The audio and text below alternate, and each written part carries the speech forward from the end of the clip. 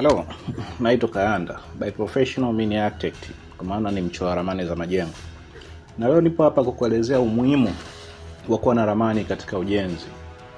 Watu wengi wamezoea kujenga kwa mazoea, maana kwamba kwa imani zao wanaamini kwamba ramani sio jambo la msingi sana katika ujenzi. Na unajua katika jamii yetu inayotuzunguka kuna watu hata hawajui kama kuchora ramani pia ni professional, na ni watu wanakaa shule na wanasoma almost miaka 5 ili kufanikisha kozi hii. Sasa mimi leo kama architect na mchora ramani wa majengo ambaye ni mjuzi katika fani hii, napenda kukueleza umuhimu wa kuwa na ramani katika ujenzi wa jengo. Kitu cha kwanza kabisa ambacho kinaweza kusababisha wewe uwe na ramani au umuhimu wa kuwa na ramani wakati wa ujenzi, kitu cha kwanza ni kuepuka kubomoa. Watu wengi wanajenga kwa mazoea. Aidha wanashauriwa na mafundi tu bila kujua kwamba kuna umuhimu wa kuwa na ramani. Kujenga kwa kushauriwa na fundi tu bila kuwa na ramani, hii inaweza kuweka nguzo katika sehemu pasipo sahihi, kwa sababu inakuwa ni kitu ambacho hakijapangwa. Muda mwingine wanakadiria tu kiasi cha nondo ambacho inabidi kiwepo katika site. Aidha unaweza kuweka nondo nyingi sana ambazo hazina msingi, au nondo chache sana ambazo hazina msingi katika jengo lako. Na hii matokeo yake inaweza kusababishia nyufa katika jengo zako kama ndipo nondo zitakuwa chache kabla hata haujahamia. Kwa maana hiyo, ramani inatoa vipimo sahihi vya uhandisi ambavyo vinakuhakikishia nyumba haidondoki wala kupata nyufa.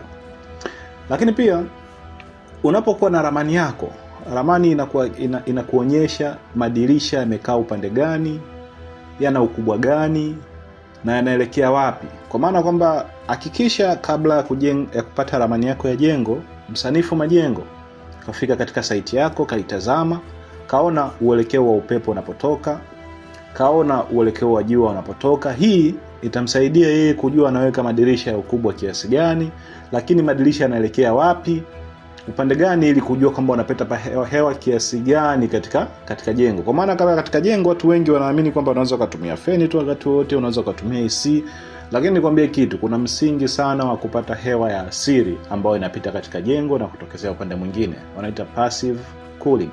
Hii ni msingi sana katika jengo. Lakini pia msanifu majengo anajua jua linachomozea wapi na upande gani unapotokea. Kwa hiyo ramani inapangwa madirisha ili nyumba iwe na upepo mwanana na mwanga wa asili, jambo linalopunguza bili ya umeme. Jambo la tatu ni udhibiti wa bajeti, yani cost control. Bila ramani huwezi kuwa na BOQ, makadirio ya vifaa. Hapa ndipo mafundi wanapoanza kusema, boss, ongeza mifuko 50 ya saruji, wakati kumbe ilihitajika mifuko 20 tu. Ramani itakuambia idadi kamili ya matofali, nondo na rangi inayohitajika. Hii inakuzuia kuibiwa site.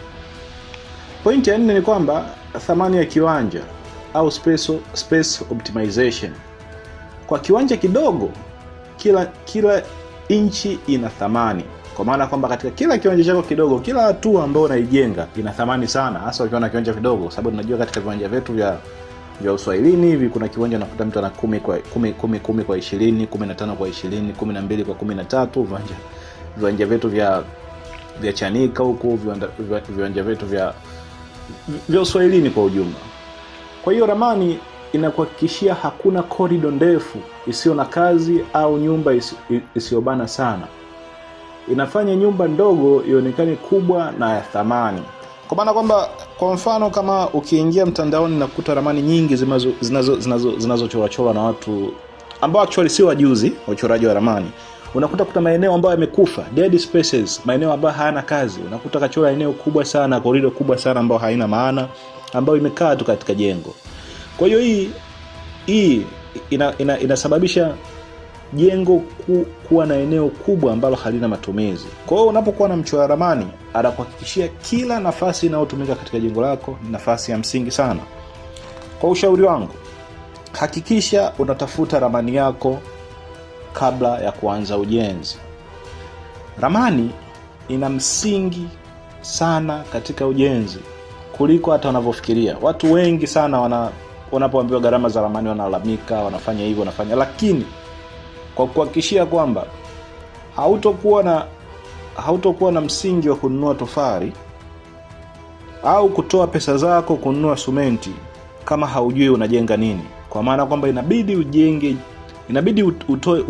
uwe na ramani kwanza ili kujua unachokijenga.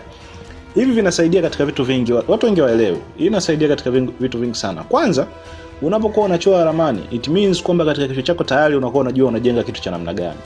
Lakini unapokuwa unachora ramani na mtaalamu wako, ni kwamba mnashirikishana. Sio kwamba akupe nyumba tu. Usitake kwamba usiende kwa mtu mchora ramani mwambie bwana nataka nyumba kama ya fulani. Hapana. Mpe mahitaji yako, lakini ukishampa mahitaji yako, hakikisha kwamba mnashiriki wote katika uchoraji wa ile ramani. Yeye atawasilisha mawazo yako katika karatasi, atakurudishia yale mawazo, alafu then mtaanza kuyadiscuss yale mawazo yako.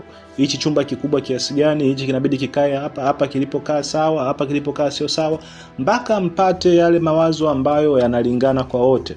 Mkishapata mawazo ambayo yanalingana kwa wote, baada ya hapo sasa inakuwa ni rahisi wewe kwenda kuijenga ile nyumba, kwa sababu kitu cha kwanza unakuwa unaenda kujenga kitu ambacho unakifahamu.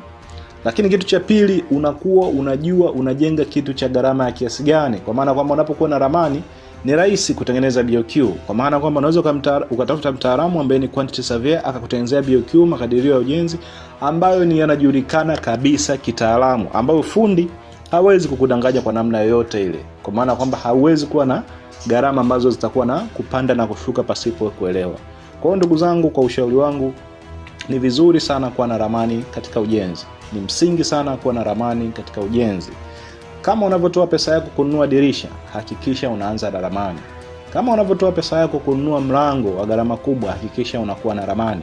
Na sio ramani tu, hakikisha ramani imechorwa na mtaalamu, lakini pia hakikisha ramani yako imepigwa mihuri ambayo itakusaidia wewe kwenda kupata kibali cha ujenzi.